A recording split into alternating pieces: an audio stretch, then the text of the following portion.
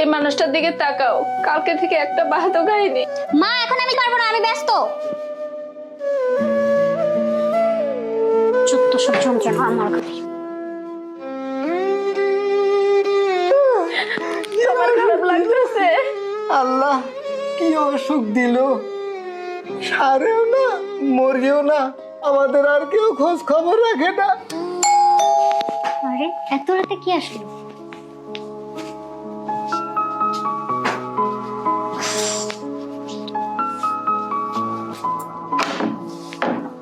আসসালামু আলাইকুম ভাবি। আরে বাইজিৎ ভাই, আপনি এত রাতে আর কিভাবে ঢুকলেন ভিতরে? আরে কি বলছেন ভাবি, আমার বন্ধুর বাসায় আমি আসবো, দারোয়ানের বাচ্চা আমাকে আটকাবে, এটা কি বললেন আপনি? তা ঠিক আছে, তো এত রাত্রে কেন আসছেন কিছু বলবেন? ইয়ে ভাবি, এমনি একটু গল্প গুজব করার লাগে। আপনি বাড়িতে একা থাকেন, আমারও তেমন কোনো বন্ধু বান্ধব নাই। তাছাড়া ভাবি এত রাতে বাহিরে দাঁড়ায় থাকবো, চলুন ভিতরে গিয়ে কথা বলি। হ্যাঁ ভাইয়া, সমস্যা নেই। আর তাছাড়া আমি জেগে আছি, আসেন ভিতরে আসেন। আচ্ছা ওখানে বসেন, হ্যাঁ আমি দরজা লাগাই। অবশ্যই, ধন্যবাদ।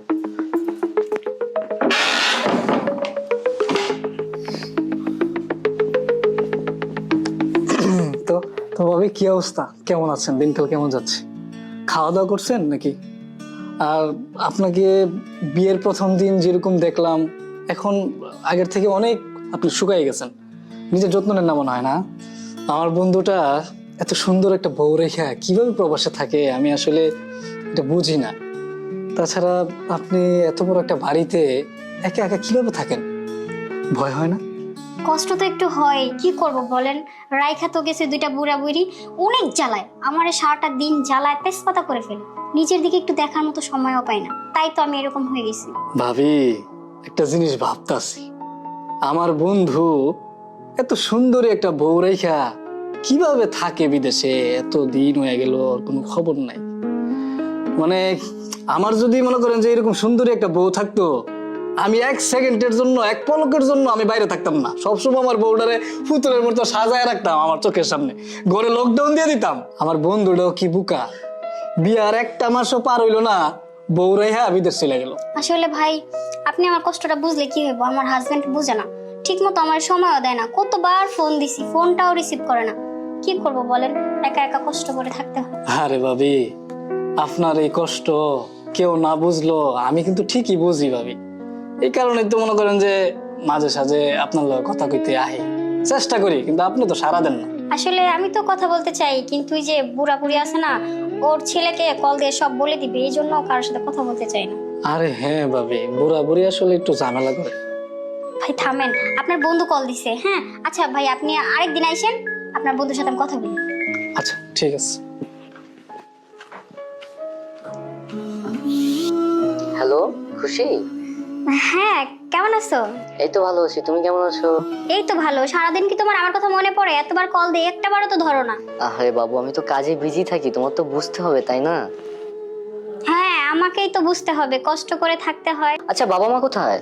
বাবা মা তো রুমে, তাদের ওষুধ খাবার দিয়ে তারপর আমি রুমে আসছি মাত্র। আচ্ছা আচ্ছা ঠিক আছে, বাবা মনে হয় ঘুমাচ্ছে তাই না? হ্যাঁ বাবা ঠিক আছে। আচ্ছা ঠিক আছে, আমি তাহলে এখন কলটা রাখি, সকালে কল দিব। হ্যাঁ আচ্ছা রাখি। ধ্যাৎ, ফোন দিলেই বাবা মা বাবা মা বাবা মা, মানে আমার কোনো খবরই তার রাখার দরকার নাই।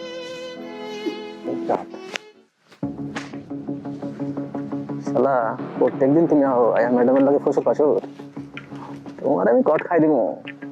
বলবো তুমি ঘরে ঘরে ধান খেয়ে যাচ্ছ, কিন্তু কোনোভাবে ধরা পড়তেছো না। তার আইলে সব খাই দিবো, তা পাইতাছি, তারপরেও ভাল লাগতেছে। দেখি আজকে মনে হয় আর পরে আইলে আজকে কমু, এটা বাড়াই দেন, দেখি কি করে। আইছে মনে হয়। আরে মামুন সাহেব, কি অবস্থা, ভালো আছেন? আছি, আপনি ভালো আছেন? ভাই বলছিলাম, প্রত্যেকদিন এক কালার নোট দেখতে দেখতে অতিষ্ঠ হয়ে গেলাম। নোটের কালারটা একটু লাল করা যায় না? মানে 1000 টাকা দেওয়া যায় না? আরে মামুন সাহেব, আপনি তো শিয়ানা আছেন। আচ্ছা ঠিক আছে, এটা ধরেন, কালকে থেকে কালার চেঞ্জ করে দিব। মনে ধরেন কালকে থেকে কালার চেঞ্জ হইব না? কালার চেঞ্জ হবে মানে আপনি কইছেন, এটা আমি কি ফালাইতে পারি? আমার দিকটা খালি খেয়াল রাখবেন। চিন্তা করেন না, আপনি ওকে আমি ওকে, ঠিক আছে? দাদা যতই তুমি টাকার কালার পাল্টাও না কেন, তোমার কিন্তু কট খাই দেবো। টাকা আসতেছে, কিন্তু তোমার কপালেও শনি আছে। ম্যাডাম আমার দেখি ফেলাইব।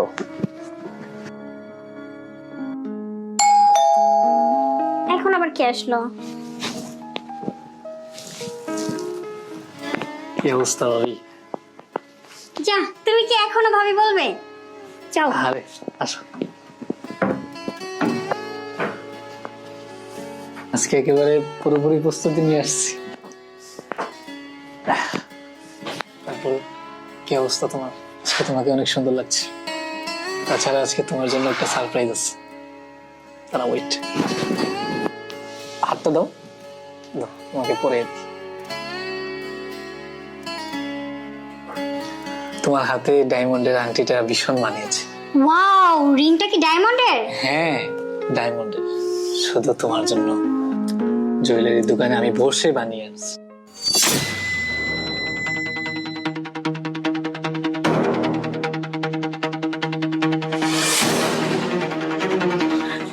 রাজুর বাপ, ওঠো তুমি।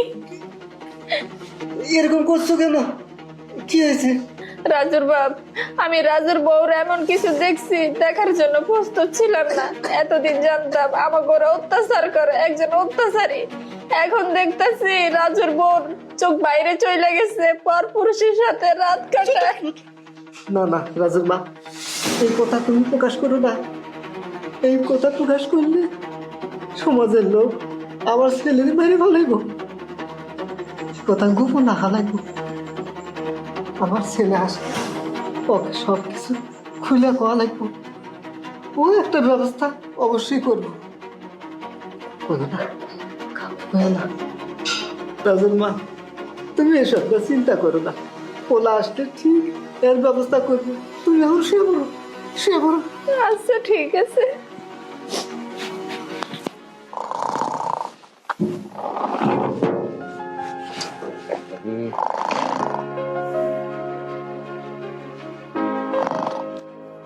মামুন ভাই। ভাইজান, আপনি? হ্যাঁ আমি। আর আপনি দরজা না লেগে ঘুমাচ্ছেন, এটা কেমন কথা মামুন ভাই? ভাইজান। আচ্ছা ব্যাগটা নিন। হ্যাঁ ভাইজান। আচ্ছা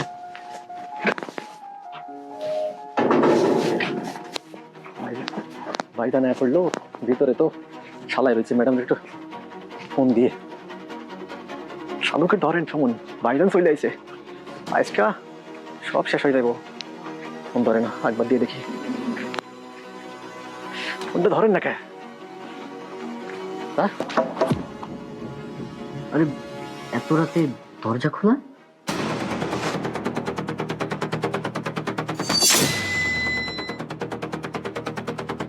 খুশি তুমি তুমি কখন আসলে? আর আমাকে বলে আসবে না? এই ধরনের বাচ্চা, তুই এখানে কি করছিস? যা, তুই তোর ডিউটি কর। আর তুমি তুমি আসতে তোমার কষ্ট হয়নি তো? এই চুপ, একদম চুপ। আমার সাথে একদম অভিনয় করবে না। মামুন ভাই আপনি দাঁড়ান, এখানে আসুন। আরে আচ্ছা আরে, আমাকে একটা কথা বলুন তো। রাজুর কণ্ঠ শোনা এই যে যাইতেছে। আমার বন্ধু বাইজি, তাই তো। ও আমার বাসায় রাজুর মা, কয়দিন ধরে আনাগোনা করছে। রাজুর মা, এই রাজুর মা, দেখো তো রাজুর কণ্ঠ শোনা যেতেছে। মানে ভাইজান ইয়ে মামুন ভাই এগুলোর মানে কি? যা সত্যি তাই আমাকে খুলে বলুন। হ, আমাকে রাজুর গলাই তো। চলো রাজুর বাপ, চলো। ভাইজান হয়েছে কি, ওই আপনি যাওয়ার 6 মাসের মাথায় আপনার এই বন্ধু রাত চাইছে। আইয়া আমারে কইতেছে ভিতরে যাবো। আমি কই না, ভিতরে যাওয়া যাবো না, ভাইজানের নিষেধ আছে। কই না, তোর টেয়া দিমু, আর যদি ঢুকবার না দিস তোর মাইরা হলাম। আমি জানের ভয়ে ওরে ঢুকবার দিছি। ওই দিনকে আমার টাকাও দিছে এসে, কিন্তু আমি কিছু করার পারি না। ম্যাডামে ভিতরে নিয়ে নিছে, নিয়ে কি গল্প গুজব করে আমি দেখেও না দেখার বান করে। তাই আপনার ফোনও দিছিলাম, আপনি রং নাম্বার ভাইবা আমার ফোন ধরেন নাই। আমি কয়বার চাইছিলাম। তারপরে আজকেও আইসি, আইয়া ঢুকবার সময় দেখেন আমার আজকে ওটা এই যেটা আরও আমার কইছে, আমি যদি এগুলো কয়ে দিই আপনাদের আমার মাইরা ফেলাবো। এই জন্য আমি করার পারিনি। থামেন মোহন ভাই, যা বুঝার আমি বুঝেই গেছি। আচ্ছা মোহন ভাই, এই ঘটনা ছাড়া আমার বাড়িতে এই কয় বছরে কি কি ঘটেছে আমাকে সবকিছু বলুন তো। আমি কিছু করার পারি না। আবার এইটা কাকা কাকি ভালো বলতে পারবো। বাবা রাজু, তুই আসছিস? হ্যাঁ বাবা, আমি আসছি। আমি সব বলছি। বলো। বাবা রাজু, কি বলবো দুঃখের কথা। তুই যাওয়ার পর থেকে তোর বউ আমাদের উপরে এত অত্যাচার করছে, আমরা মোবাইল করে জানাবার চাইছি কিন্তু মোবাইল করতে দেয় নাই। শুধু তাই না, কিছুদিন পর থেকে দেখি এই চ্যাংরা এই ছেলেকে নিয়ে প্রতিদিন ছি ছি ছি ছি, এই কথা আমার মুখে বলতে পারবো না। আজকে তো তুই বাবা তুই নিজে হয়ে দেখছস বাবা, তুই আইসস তোর বইয়ের বিচার তুই করে যাবি বাবা। আমরা ওর সাথে কোনো কথা বলতে পারি না, কিছু বললে আমাদের উপর অত্যাচার করছে। শুধু কি তাই, তোর বাবার উপরে আমার উপরে অত্যাচার করে, আমাদেরকে মারধর করে, আমাদেরকে পেট ভরে খাইতেও দেয় না, চাকরের মতো কাজকর্ম করে। আর বোমা কি করে, পর পুরুষ নিয়ে রাত্রে বেলা শুয়ে থাকে, কিছু কইতে গেলে আমাদেরকে মারধর করে। বাজার বাবারে, তুই তো জানিস তোর বাবা অসুস্থ, তোর বাবার জন্য ওষুধের জন্য টাকা চাইলে বোমা টাকা দিতে চায় না, বলে দেন কি এমনিতে সুস্থ হয়ে যাবে, টাকা দেওয়ার কি দরকার। আসলে বাবা আমরা বুড়া বুড়ি তার কাছে বোঝা হয়ে গেছি, তাই আমাদেরকে অত্যাচার করে, আমাদেরকে দেখতে পারে না। আর অথচ ওই যে দেখ ওই ছেলের সাথে পোস্টি নষ্টি করে। থামো মা, তোমার আর বলতে হবে না, যা বুঝার আমি বুঝে গেছি। বাইজিৎ, এদিকে আয়। মানে বন্ধু, তুই যেরকম ভাবতাছস সেরকম কিছু না, এমনি বাবির লগে একটু গল্প গুজব করার লেগে আইছি আর কি। এই চুপ, তোর মুখে আমি আর একটা কথাও শুনতে চাই না। এই তুই আমার বন্ধু, আমার তো ভাবতেও ঘৃণা হচ্ছে তুই আমার বন্ধু। মানে তোকে কখনো আমি বন্ধুর চোখে দেখিনি, আমি মনে করতাম তুই আমার আর একটা ভাই। আর সে ভাই হয়ে আজকে কিনা আমার ঘরে তুই আগুন দিচ্ছিস। আমি বিদেশ যাওয়ার পর আমি বলেছিলাম, বাইজিৎ আমার বউটাকে একটু পরীক্ষা করব, তোকে পাঠিয়েছিলাম একদিন আমার বাড়িতে। তারপর থেকে নাকি তুই আমার বউর সাথে এসে সময় কাটাস। মামুন ভাই আমাকে বলে, তুই কি রে, তুই কি মানুষ? তুই বন্ধু হয়ে আমার সাথে বিশ্বাসঘাতকতা করেছিস। তোর এই রূপটা আমি আগে কখনো দেখিনি, আজকে দেখলাম। আর তুই, ওকে আমি কি বলবো, তুই তো ঘরের বউ, তোকে কি আমি কম ভালোবাসি? যখন যা চেয়েছিস তাই দিয়েছি, কোনো কিছু কমতি রেখেছি? আর আজকে তুই তুই এই কাজটা কিভাবে করলি? আজকে তোর জন্মদিন, ভেবেছিলাম আমি বিদেশ থেকে এসে তোকে সারপ্রাইজ দিব, কিন্তু তুই আমাকে কি সারপ্রাইজ দিলি? আমি নিজেই তো সারপ্রাইজ হয়ে গেছি। আসলে তুমি যা ভাবছো সেটা ভুল। চুপ, একদম চুপ। তোর মুখে আমি আর একটা কথাও শুনতে চাই না। এই যে আমার বাবাকে দেখছিস, আমার বাবা সেই ছোট্টবেলা থেকে আমাকে অনেক কষ্ট করে মানুষ করেছে। আমার বাবা কখনো সুখের দেখা পায়নি, তাই আমার বাবা ভেবেছিল আমি তো কখনো সুখ পাইনি, আমার ছেলেটাকে একটু সুখে রাখবো। আমাকে অনেক আগেই বিয়ের কথা বলেছিল, কিন্তু আমি বিয়ে করিনি। বিদেশ যাওয়ার আগে তোকে বিয়ে করেছি, কারণ আমি বিদেশ যাওয়ার পরে আমার বাবা মার যেন কোনো কিছুর কমতি না থাকে, তুই যেন তাদের দেখাশোনা করিস। আর আজকে সেই বাবা মা আমার বাড়িতে কাজ করছে কাজের লোকের মতো, আর তুই নষ্টা দুশ্চরিত্র একটা মেয়ে আর একটা ছেলে নে আমার ঘরে শুয়ে আছিস, আমারই বাড়িতে আমার বন্ধুর সাথে ফষ্টি নষ্টি করছিস। তোর কি একটু ভয় লাগেনি? তোর কি একটু বিবেকে বাধা দেয়নি? বাইজিৎ, তোকে পাঠিয়েছিলাম আমার বউকে পরীক্ষা করার জন্য, আর তুই কি করলি? আমার বউর সাথেই লটর পটর শুরু করে দিয়েছিস। যেহেতু আমার বউকে তুই ভালোবেসে ফেলেছিস, তোদের সাথে কানেকশন হয়ে গেছে, তো আমি বলি কি, তুই নিয়ে যা, এটা তোকে দিয়ে দিলাম। আরে তুমি এসব কি করছো? তোমার মাথা ঠিক আছে? পাগল হয়ে গেছো তুমি? এতদিন আমার মাথা ঠিক ছিল না, কিন্তু এখন আমি সবকিছু বুঝতে পারছি। তোর মতো একটা মহিলা যদি আমার এই সংসারে থাকে, আমার অনুপস্থিতিতে আমার বাবা মার সাথে যা করেছিস, তা আমার জায়গায় অন্য কেউ হলে তোকে এখানে পুঁতে ফেলতো। ভদ্রলোকের মতো তোকে বলছি, তুই এই বাইজিতের সাথে চলে যা। আমার এই বাড়ির ত্রিসীমা নাই, তোকে যেন আর কখনো না দেখি। যা, বেরিয়ে যা। না না রাজু, তুই এসব কি বলছিস? আমি এই মেয়েকে নিয়ে যেতে পারবো না। যে নারী কিনা নিজের স্বামীর সাথে প্রতারণা করতে পারে, সেই মেয়েকে আমার জীবনে কখনো অ্যালাউ করবো না। আমি যাই ভাই, তুই থাক। দেখলি তো তোর নাগর, যার জন্য কিনা তুই আমাকে ঠকিয়েছিস। আর তুই আমার বাড়িতে দাঁড়িয়ে আছিস কেন এখনো? বেরিয়ে যা, এই মুহূর্তে বেরিয়ে যা আমার চোখের সামনে থেকে। আর জীবনে যেন তোকে আমার বাড়ির দৃশ্যমানে না দেখি। যা, বেরিয়ে যা। বিশ্বাসঘাতক, সময় মতো তোর ডিভোর্স লেটার তোকে পাঠিয়ে দেব। মা, বাবা, তোমাদের আর কোনো কষ্ট নেই, আমি চলে এসেছি। এখন থেকে তোমাদের আর কোনো কষ্ট করতে হবে না।